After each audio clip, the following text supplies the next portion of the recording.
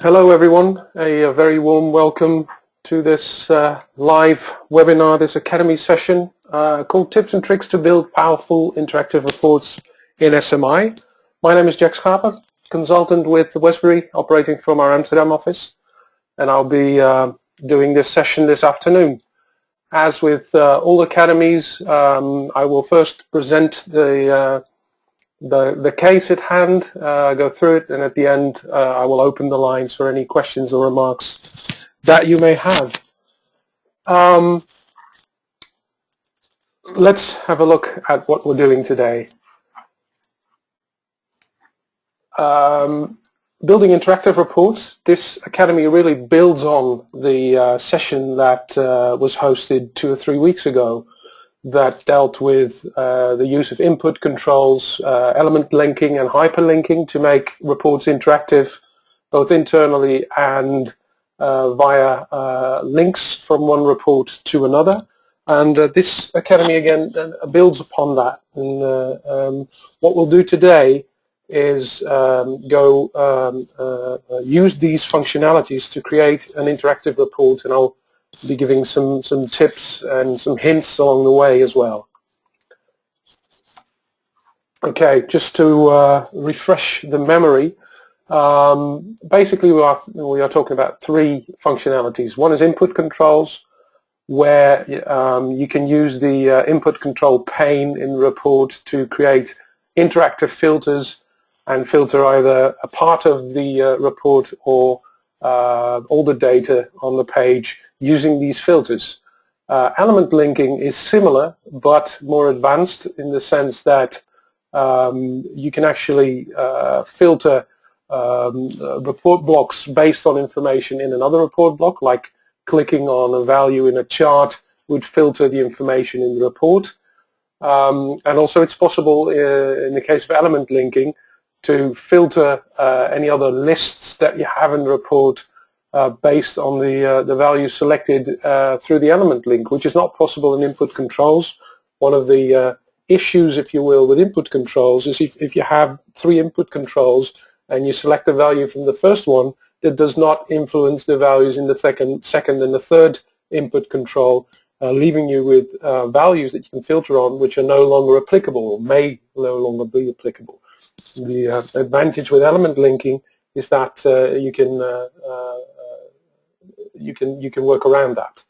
And then hyperlinking, functionality where you can use a hyperlink to jump from one report to another and passing parameters from the first report to the second report to make sure that the values shown in that second report are the same or based on the value selected in the first report. What I do need to say is that the functionality I'm discussing, especially the element linking, has been available since Business Objects 4. So those of you still working with XI 3.3.1, you will not see element linking, but input controls and hyperlinking are present. Most of our customers have already migrated to 4.1, Business Objects 4.1, or are in the process of doing that. So eventually you'll be able to use this functionality. Really, I already discussed this, let's say the difference between input controls and element links, where element links especially can filter other element links and input controls cannot filter other input controls.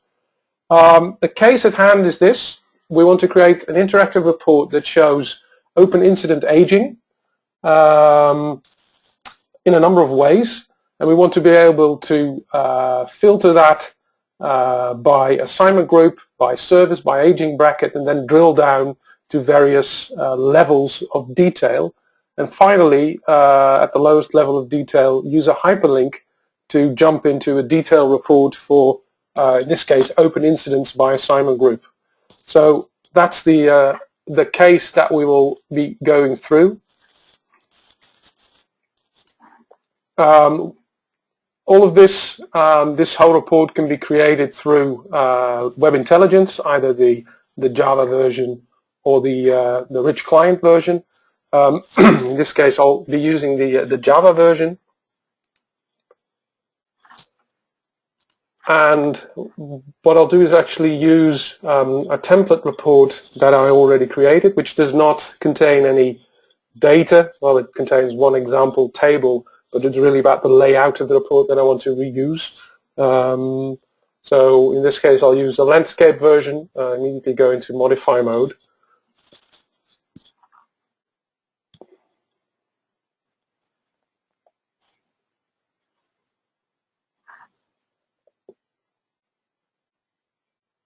So this is more or less an empty report. You can see there's one table already in there, which I'm actually going to remove. And I'll make sure that I first save this as a report with another name, otherwise I would overwrite my template report. So I'll call that SMI Academy 28.5.14. Okay. So this is my empty report. Now the base data, the query itself, is obviously the first thing I'll create. Just let me remove these objects. So what I'm interested in is, first of all, as let's say a main selector, what I will use is an object called competence center. Now this is not in the out-of-the-box model. Basically it's a calculation that groups assignment groups into competence centers. So that's something that takes place in REM. The reason I'm using that is that I want to use sort of a limited list of available competence centers and then drill down from there. Obviously I could also use assignment group, but in most environments there are a lot of assignment groups, like there are a lot of services. So I've introduced a higher level of grouping to make it more useful for demo purposes and so on. But obviously we have some customers as well that use competence centers, which are groups of assignment groups. So that's the first thing I'll use. By competence center and by priority, which is another level of drilling, I want to show eventually the assignment group. I want to show the service, for which I've also created a grouping, by the way, but I'm not selecting that here. A service. I have an object in my metrics, which is called aging brackets. Actually, there's two. One that calculates the open time of incidents in calendar days. So basically, in a bracket, the number of days between the open time and the close time of an incident, where the bracketing is defined in REM, and what is in there out of the box is 0 to 1 day, 1 to 3 days, I think 3 to 5 days, 5 to 15, 15 to 30, and over 30 from the top of my head. So obviously that's something that you could set up yourself. These metrics are present out of the box in from Service Pack 3 onward of SMI 12. So they can be introduced in your environment, and then obviously you would have to set these up to match your requirements. But what is in here can be used. And there's two, as I said, one that calculates it in calendar days, and one that calculates the aging of incidents in business days. So that's the one I'll actually be using.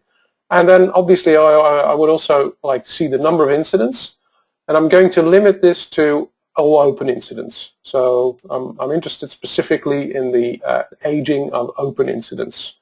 So status is what I'll be filtering on, not in a list. Closed and resolved. So everything other than closed and resolved is included in this report. So this is my base data. There we go. So if I were to select that in here, you would see the aging brackets, the assignment group, the competence center the assignment group belongs to, the priority, the service, and the number of incidents. But as I said, I will start with the competence center as my selector. So that's the first thing. I'll drag the competence center in here. and I'll use this table with all the competence centers as a filter for the rest of the report. And the first thing I want to do is create a chart next to this table that shows the number of incidents by aging bracket in an area chart, so stacked by the number of incidents by aging bracket. So for that, what I'll need is priority. I'll need the aging bracket, and I'll need the number of incidents. So I'm dropping that there. Excuse me. Right mouse click on it, say turn into, and then I'm going to select more transformations because I actually want to select from my line charts the so-called area chart. And what it does out of the box is it places on the category axis both the dimension objects, priority and aging brackets, and the value axis contains the measure object. I don't want that. I want really a data point, if you will, by priority, and then stacked. My area should be the aging bracket. So I'm going to delete this one here, and it's called the so-called region color. That's the colors of the stacked areas, and that is going to be defined by the aging brackets. So if I click on that, then this is what it initially will look like. You see stacked the number of incidents by aging bracket. Now there's a number of things I want to do with this before I continue. One, I'm not seeing all priorities. That has to do with the fact that currently there are no open incidents with a critical priority.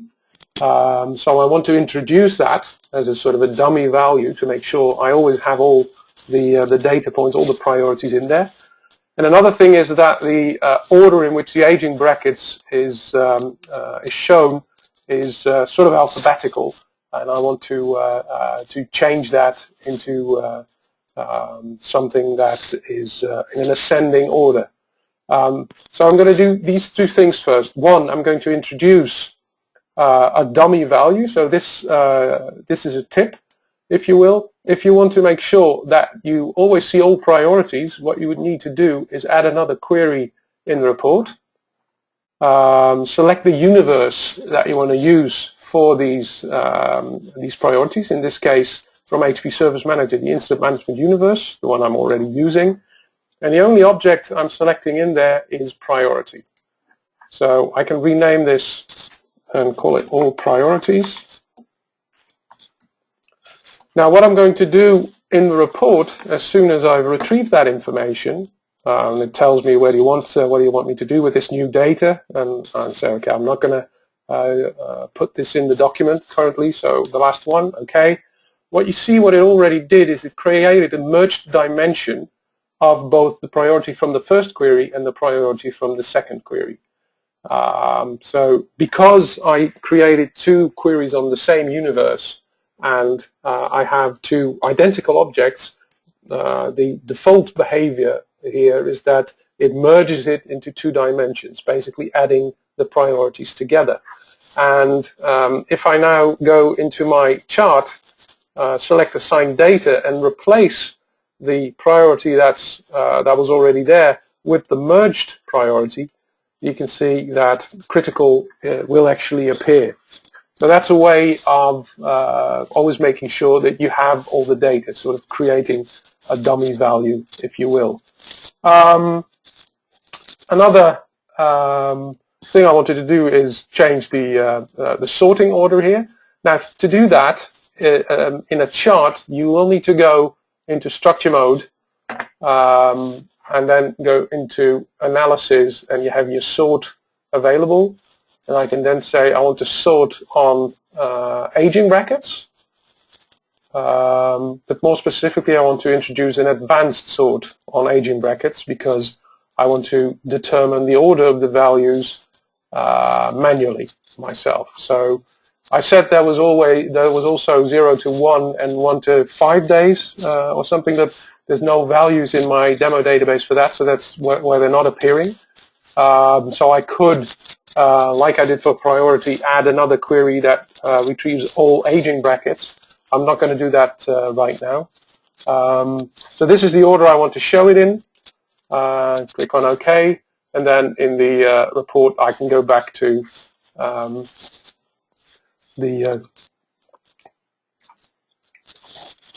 sorry, go back to the actual data that's being shown. So let's, before we continue, I want to actually reuse this chart, this chart for the other chart that I'm going to show, because the drill path that I've come up with is as follows. I want to select a competence center and then filter the rest of the report for the data that corresponds to that specific competence center. So this chart, but also the other two charts I'm going to introduce later on. Next I want to select a specific priority that I'm interested in, click on that to drill the remaining two charts for that priority.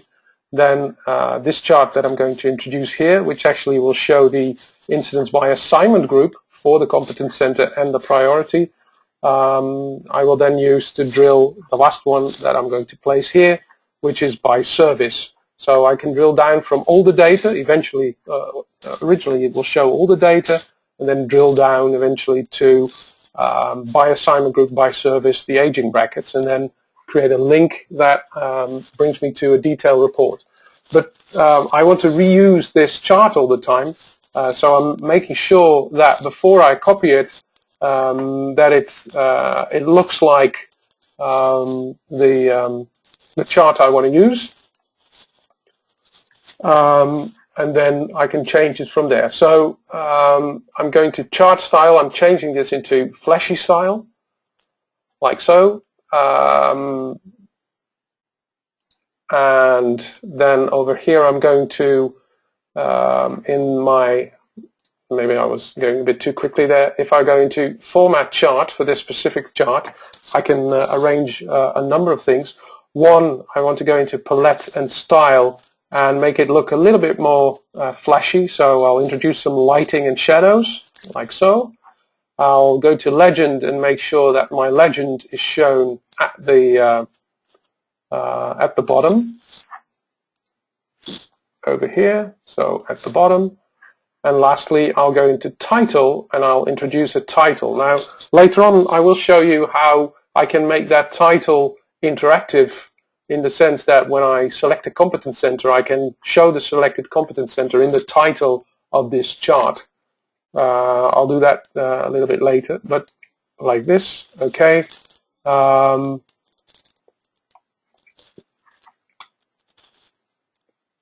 So this is the chart I'm starting with by priority. Okay, so let me just copy this, because I want to make sure I have all my report components in place before I start creating the filters. Otherwise I have to go back and forth and recreate the filters every time. So I'm leaving this one a little bit bigger because it's going to contain quite a few assignment groups. And then I'll copy this again and I'll paste it here, and I'll actually make that one a fair bit smaller, like so, and that will eventually show the services. So this is the basis. First I'm going to change this one, going to assign data, and I'll change the category axis from priority to assignment groups. Okay, so that will make it look like this. And this one, I'll change the category axis and replace it with service. So here it is by service, like so.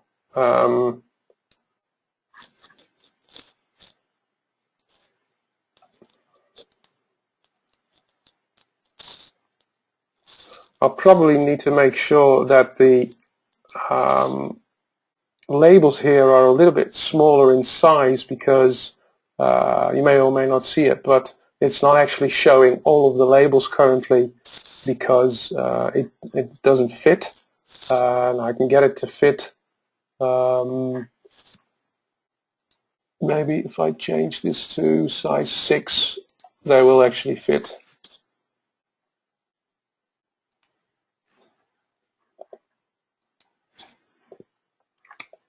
I should come here.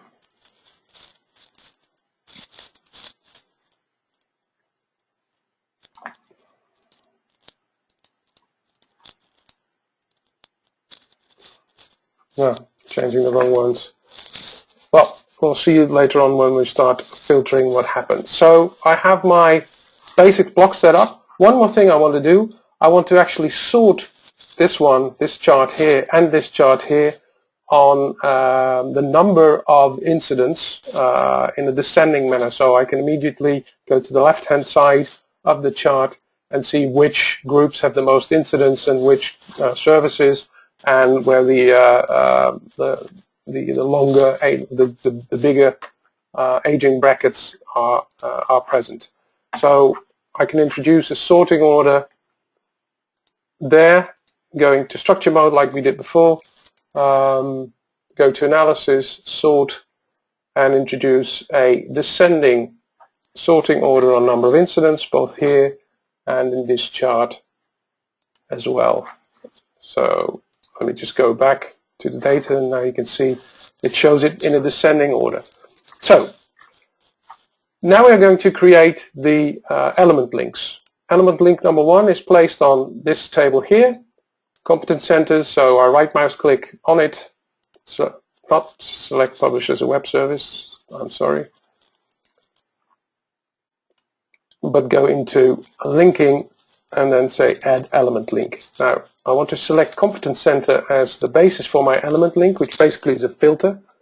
I'll give it a name, call it CC selector, competence center selector, and the filtering that I'm doing here applies to this block, and that block. You can see them highlighted when I select them. So as soon as I filter in this table here, I want the rest of the report to be filtered for the value I'm selecting. That's one. Finish. So if I click on hardware support now, you can see that the data in the report changes along with that. And I can go back up and click reset and show all the data again. Now the same for priority. I'm going to introduce an element link on a single object, namely priority. I'll call that the priority selector, and that filter applies to these two charts. Okay, so now I have a priority selector. I can click on priority average or on priority critical high, and you can see the rest of the report is filtered for that, not the competence center block, because I haven't actually included that in my element link. What you can also see here on the input controls tab is that they're actually appearing, the selectors I've created, and I can clear the filters from there, but I can also do it by right mouse clicking here and clicking on reset. Okay, then I want a filter, a last filter on this one here, an element link, single object, on assignment group, and I'll call that group selector.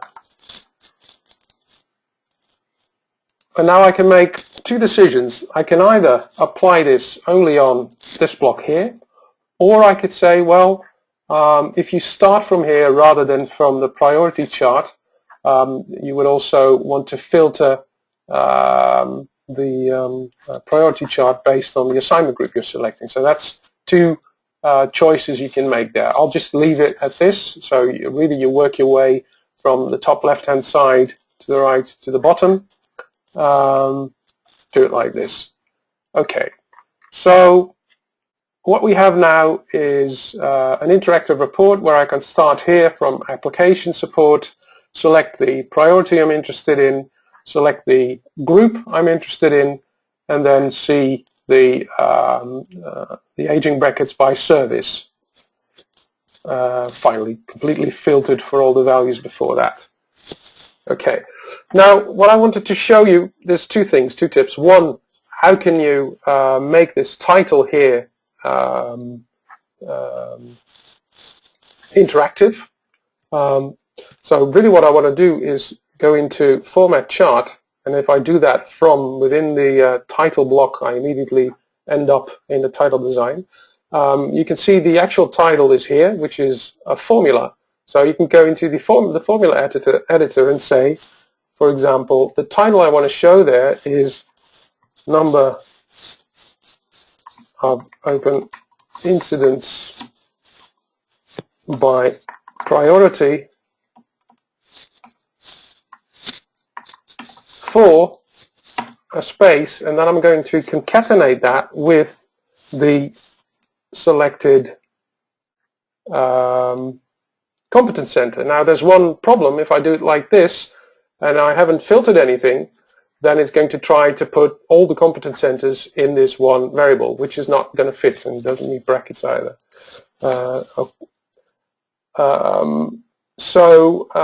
I'm going to have to extend this a little bit and put an if then else statement in that says, for example, I only want you to show this when you've actually selected a competence center, but otherwise you should show overall, for example. So this is what I'm going to do. If the count of the competence centers is greater than 1, then what I want you to do is show the text number of open incidents by aging bracket overall. So this would make sure that it would only show this text if no competence center has been selected. In that case, the count is greater than 1. Otherwise, so else, I want you to show the number of open incidents by priority combined with the name of the actual competence center. So let me see if I did that correctly. The formula is correct. Okay, okay. So it says number of open incidents by priority for application support now, or for connectivity support. And if I reset this, you can see it now shows number of open incidents by aging bracket overall. So I've created a formula that first sees if I'm sending more than one value, then obviously you cannot show it. You would get the multi-value error, and then it would show a different text, or if you have one selected, it would show the selection you made. So that's a powerful tool. Another tip I want to give you is that the colors that you see here, and that goes for every chart, are not fixed to these values, but are calculated. So basically what Business Objects does, it says, okay, if you have 3 sets of data that you put in this area or in this chart, I'm going to give them a color along these lines. The first color is blue, the second green, the third is orange. Now if I want to make sure that if I drill down, and you can see that actually happening here, that you have only 2 values, well actually there's still 3 there, but if only 2 values were left, then and for example the middle one would disappear, or the last one would disappear, then the middle one would become if the middle one would disappear, then the last one would become green. So that's not what we want. We want to make sure that it always uses these colors in combination with the same bracket. Now this is a functionality that has been introduced in, I think, SAP Business Objects 4.1 Service Spec 3, could be 2, and before that it didn't exist. So what I can do here is click on it, go to Series Colors and say Set as Default Colors. So that makes sure that every time, even if there's only 2 values left, that greater than 30 is always shown in orange and 5 to 15 is always shown in blue, or whatever other color you want to assign to that. Okay, so this is what we have. I'm just going to close this.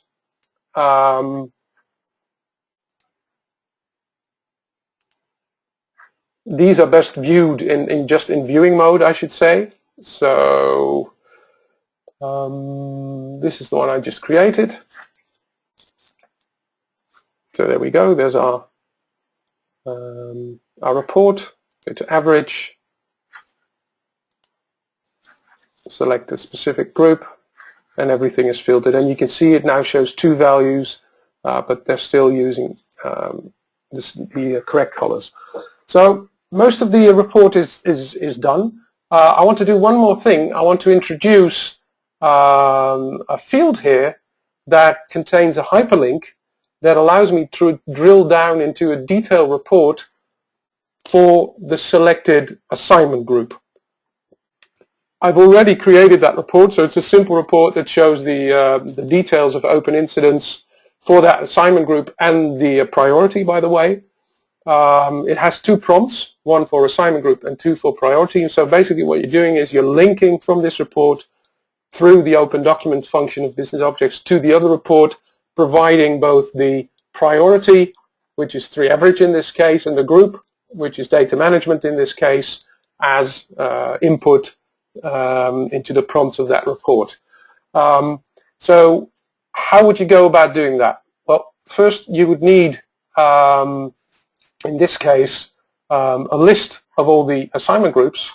Then make sure that the selection you make in this block here for the assignment groups also applies to that list, to that table, so that only one value, as soon as you select it, remains, and that value can then be hyperlinked to the other report. And I also need to introduce a filter then that makes sure that that table is only shown when one value is actually selected and not shown if there's more than one value in there. So let me go back into design mode.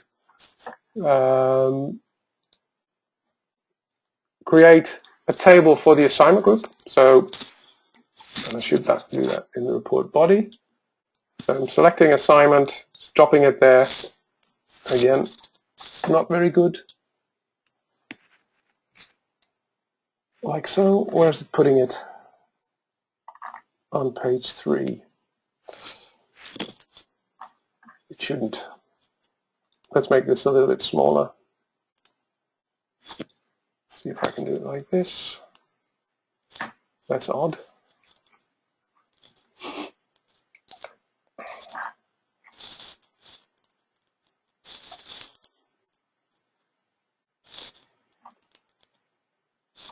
Somehow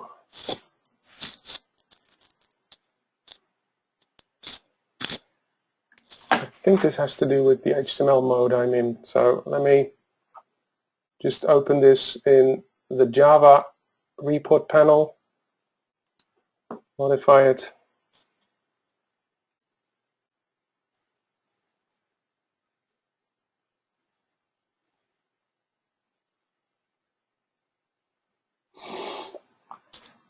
There we go.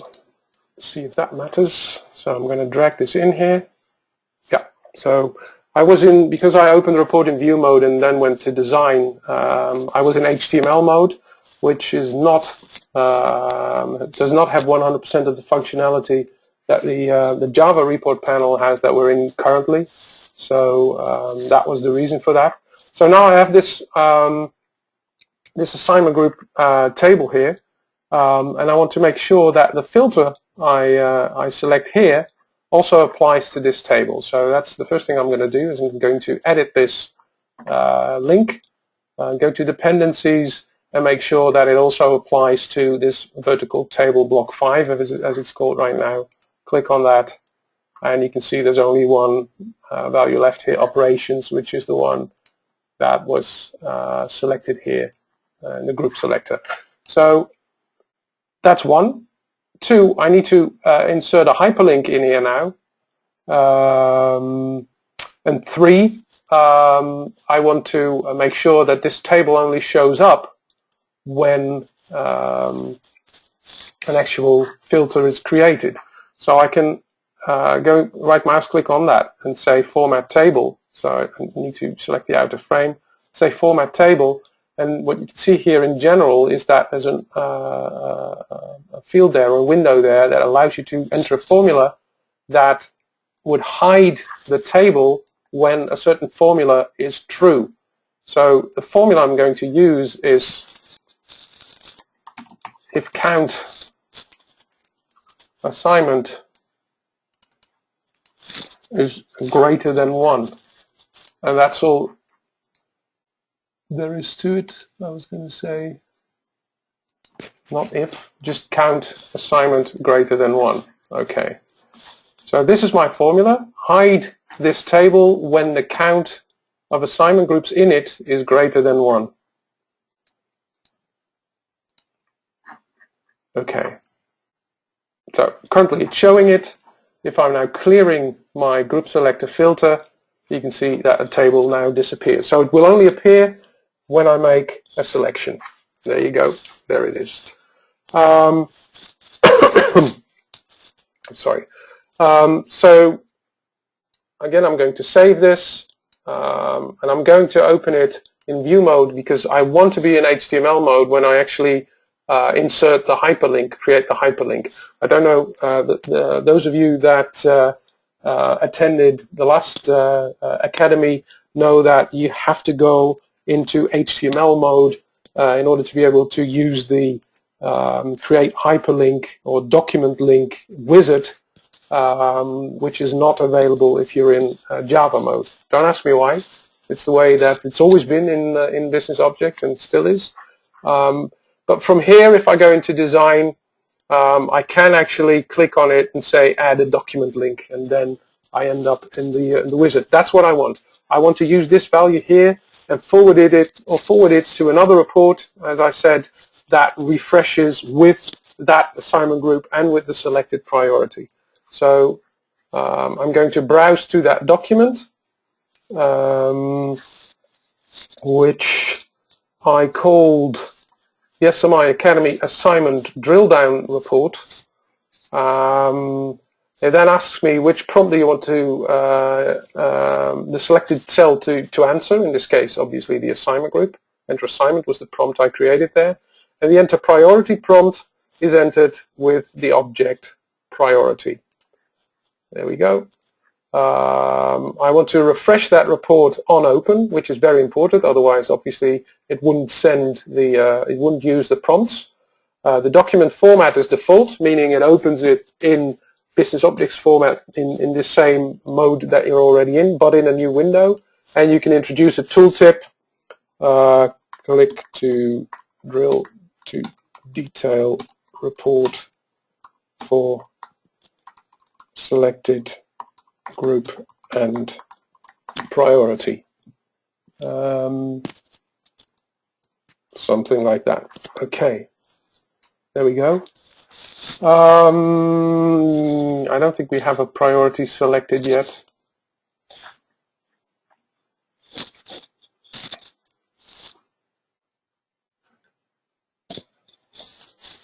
So, right.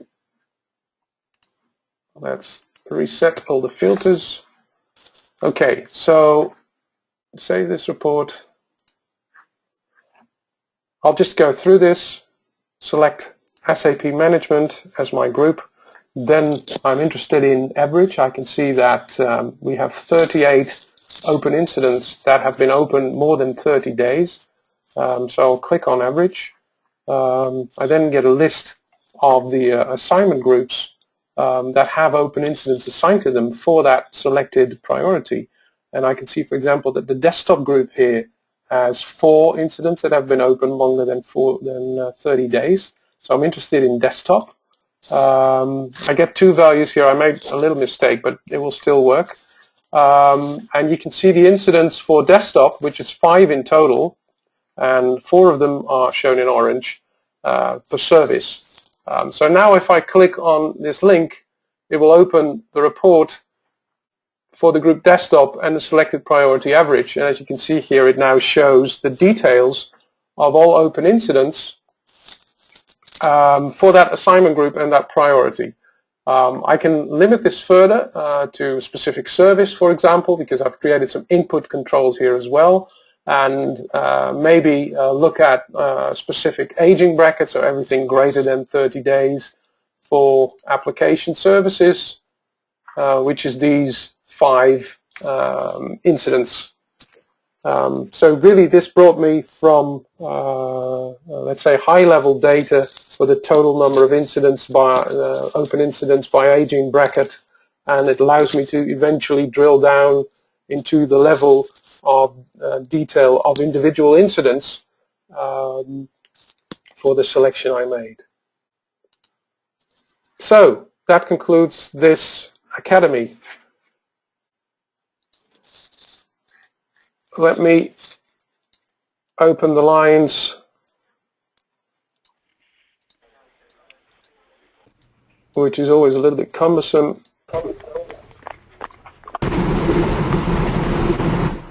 There we go. Okay. So everyone, thank you for your attention. Are there any questions or remarks about the case I just showed?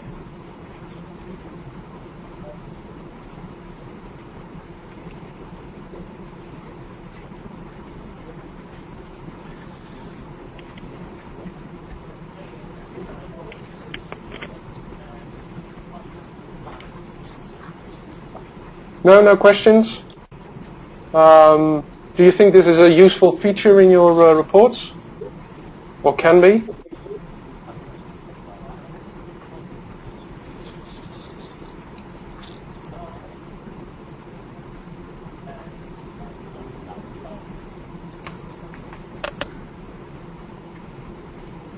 Okay, so if there are no questions or... Yes, I definitely see the use for this. Ah, okay, good. Thanks, that's good to hear. All right. Well, as long as there aren't any other questions or remarks, again, I would like to thank you very much for your attention. Hopefully this can be of use to you in the future. And we are looking forward to seeing you in our next academy.